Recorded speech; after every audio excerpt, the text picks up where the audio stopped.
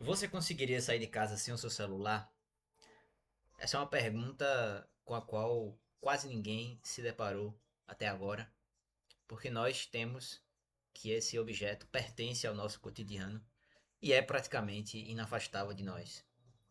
Evidentemente, todo mundo hoje que atua enquanto profissional liberal, todo mundo que presta serviço aqui na internet, não consegue dispensar a presença digital como um elemento de captação de clientes, como elemento de fortalecimento da marca pessoal, como elemento de ampliação da rede de contatos.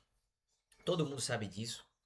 Ninguém ignora a importância desse instrumento no nosso dia a dia, o poder que ele exerce sobre nós, ao mesmo tempo que, sem dúvida, nós sentimos o quanto o celular destrói certos elementos da ordem antiga que tornava a nossa vida talvez mais leve, mais confortável, mais desacelerada.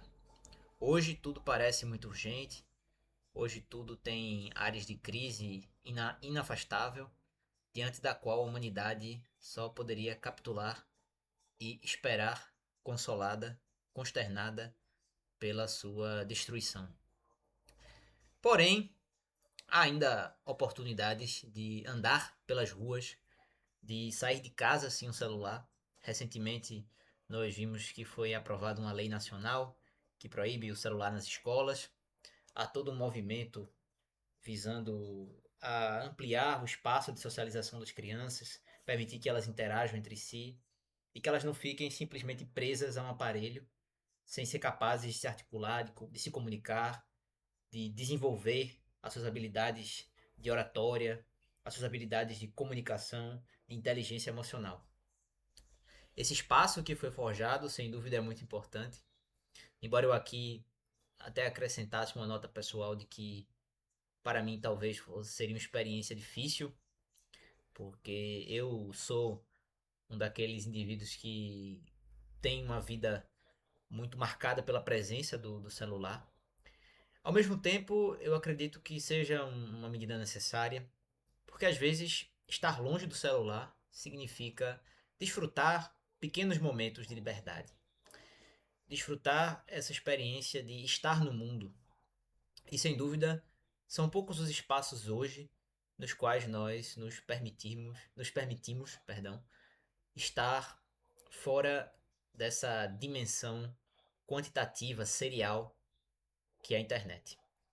Eu domingo, no dia da trágica eliminação da seleção brasileira, sobre a qual eu me dispenso de falar, eu acredito que eu não teria muito que acrescentar esse debate. Eu sublinho porque era um dia especial, era um dia notável pela sua importância para o povo brasileiro. Ao mesmo tempo, eu me dirigia a um local de prova para prestar um exame. E no edital estava prevista a proibição do aparelho celular. Não foi oferecido nenhum invólucro no qual eu pudesse depositá-lo, então eu precisei sair de casa sem ele. E essa experiência foi, a um só tempo, desafiadora, emocionante e enriquecedora. Desafiadora porque andar sem celular no domingo, em que a maioria dos estabelecimentos está fechada, sob forte chuva, sem sombra de dúvida é um problema, porque você precisa se equilibrar, você precisa se locomover e você precisa encontrar um meio de retornar à sua casa. É emocionante porque, sem dúvida, com os perigos da cidade que todos nós conhecemos, é impossível não andar sem se sentir constantemente ameaçado por potenciais malfeitores. E enriquecedora porque essa experiência, sem dúvida, me colocou de volta, talvez, no mundo que está desaparecendo e me colocou de volta em uma atenção com relação ao meu entorno, o meu Umwelt, para usar uma palavra alemã muito cara aos fenomenólogos. O celular talvez me prive da percepção do meu Umwelt.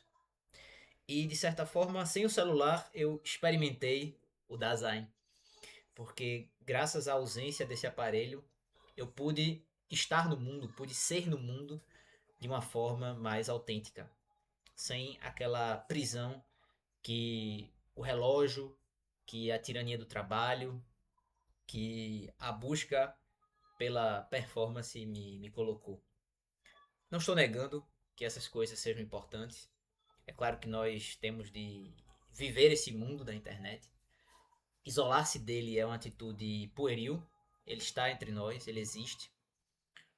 O grande problema é encontrar uma medida que permita ainda esse exercício do Dasein, essa percepção do entorno, do Umwelt. Caso contrário, nós seremos pessoas que não sabem apreciar o peso das questões, que tratam um problema distante como se fosse uma ameaça iminente, como se fosse um obstáculo insuperável, quando na verdade aquilo ali é no máximo uma preocupação potencial, cuja realização jamais pode se dar e muitas vezes não se dá. É importante ter isso em mente.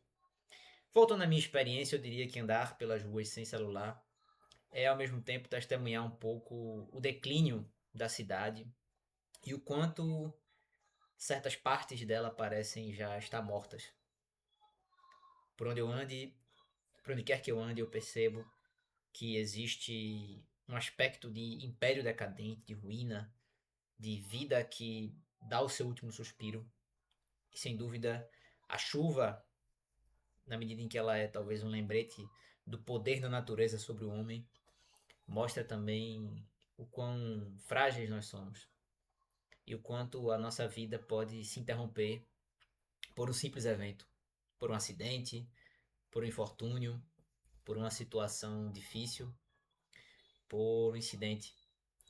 De modo que, experimentando essa aventura, essa angústia e essa liberdade, nós nos aproximamos talvez de uma realidade que está em vias de desaparecer. E é curioso pensar o quanto as pessoas antigamente viviam sem o celular, o quanto havia aquela crença de que, apesar de tudo, o seu amigo chegaria, encontraria você naquele local, vocês poderiam conversar e não haveria problema, porque você não precisaria a todo momento escrever a ele mandando mensagens informando da sua localização.